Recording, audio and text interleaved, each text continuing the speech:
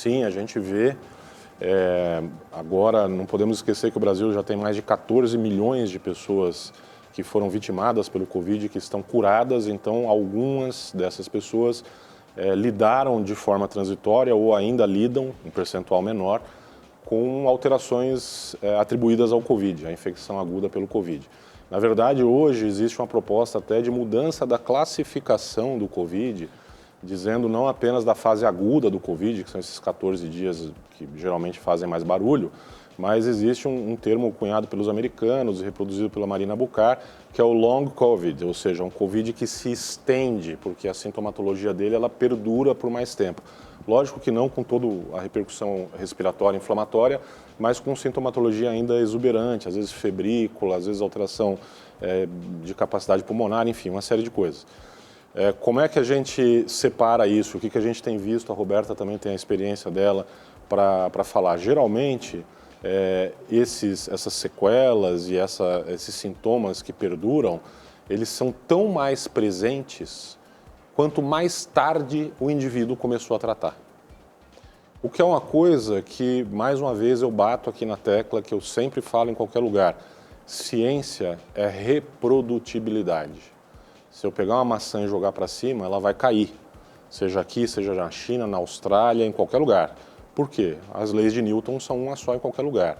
Então, na medicina é a mesma coisa. Quanto mais eu demoro para começar a tratar uma doença, maior é a chance de eu ter um desfecho desfavorável, até com óbito, ou dessa doença deixar sequelas. Então, se isso é assim com qualquer doença na medicina, por que haveria de ser diferente no Covid? Não é? Então, é isso que a gente tem visto na prática clínica mesmo. Eu acho que é um momento até da gente quebrar um paradigma. Nós já temos mais de 12, 13 meses aí de curva de aprendizado sobre a Covid. Como bem disse o Dr. Paulo, neurocirurgião, né, dentro desse contexto das questões neurológicas relacionadas à Covid, eu diria que a Covid vai ficar como uma herança para a medicina, como o HIV. Existe um capítulo na medicina antes e após o HIV. Dentro do contexto até mesmo da estigmatização, porque nós sofremos muito isso como profissionais de saúde e pacientes, quando nós estudamos a questão da pandemia do HIV e agora do Covid, quanto à questão do inesperado, né, do medo, de como posso, né, adquirir, será que vou morrer?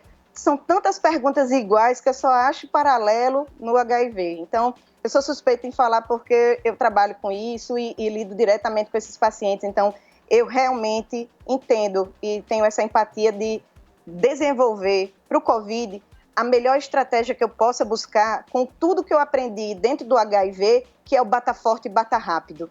É o vírus, seu estúpido, como a gente sempre diz, né?